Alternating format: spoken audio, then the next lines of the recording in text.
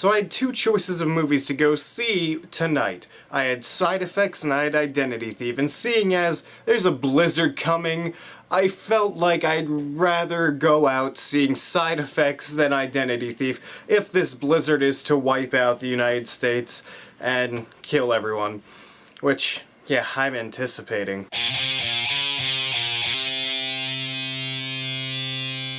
Forgive me for that morbid intro, but Side Effects is a movie that follows Rooney Mara and Jude Law. Rooney Mara is Jude Law's patient. He is a psychiatrist.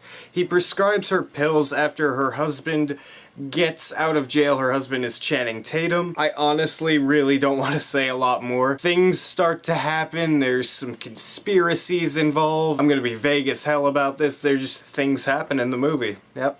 That's it. I honestly don't think you should know much going into this movie, because then you'll have a much better experience. The trailer itself doesn't really give all that much away. It does kind of spoil one thing, but it really just leaves you wanting more, and that's what I liked, and I'm not going to say any more about the plot. So going into Side Effects, I was very much looking forward to it. I thought the trailer was great. It was intriguing. I really wanted to know what was going on in this story. And coming out, I loved this movie. This is supposed to be Steven Soderbergh's final movie, and if he goes out on this, I don't have a problem with that at all. This movie is so well done, well crafted, and one of the things I really loved about this movie was all the performances all around the board were great. You have Jude Law and Rooney Mara as the main characters. I don't know which one is more the main character, because both of them have similar amounts of screen time, so I'll just say they're both main characters. Jude Law is fantastic in this movie. I really liked his character, and all throughout, you really follow him morely throughout all these proceedings during the movie, so you can learn more about his character and get involved in his story and really get behind him. And Rooney Mara in the movie, she's like creepy, but she's also very smart. It's really weird. Her character is kind of all over the place, but that's the point. Her character is kind of portrayed as crazy, so she does that really well. She's a great actress, and I really want to see her do more things, because she is great, and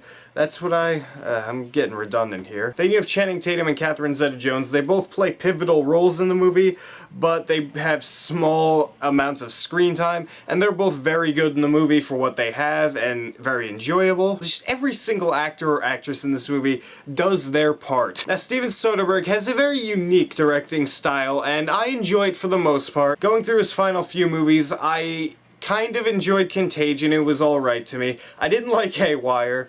I really liked Magic Mike, and now I loved this. It's kinda hit or miss, really, but I do enjoy this style in which he makes his movies. They always give off this really nice sense of realism, and I love the way he films his movies. The cinematography in all of his movies are just really, really well done. Once in a while he'll do these long shots of actors they just keep going through the scene and acting without doing any cuts, just to show how well they're performing. And what I really liked about this movie is it just kept me guessing the whole time. It was very enthralling. As soon as the movie started, my eyes were glued to the screen. It was just such an interesting movie. I was really into the story. And one thing I want to bring up is the fact that last week I criticized Warm Bodies for the fact that it tried to blend so many different genres and it just failed pretty miserably at that. This movie blends certain genres that are a little bit more similar, so I could see why it worked better. It blends like a conspiracy thriller, some courtroom drama, and there's even one or two scenes that's like a horror movie,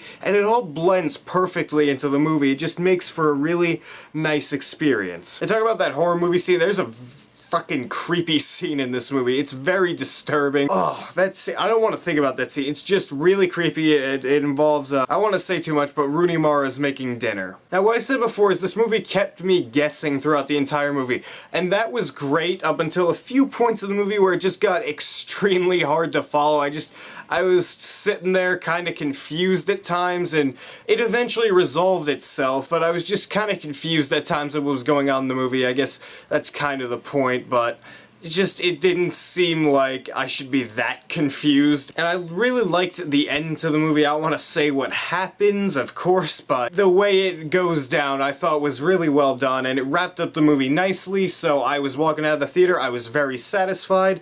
I am going to give Side Effects an A-. It's worth your time. Definitely go see this movie, especially if you like dramas and thrillers and things like that. This is definitely a movie for you. It's the best theatrical release of the year, and I say that because The Dark Knight Returns Part 2 still has an A from me, and that, you could say, is my favorite movie of this year so far, but this is definitely right up there with it. So what'd you guys think of Side Effects? Did you enjoy it? Did you not enjoy it? Since he's going out, what's your favorite Steven Soderbergh movie? Write a beautiful comments down there and tell me what you think, and if you like this video, hit that subscribe button down there, because if you don't, I'm gonna prescribe you my drugs, and you know what that does? It makes you see fucking rainbows all day.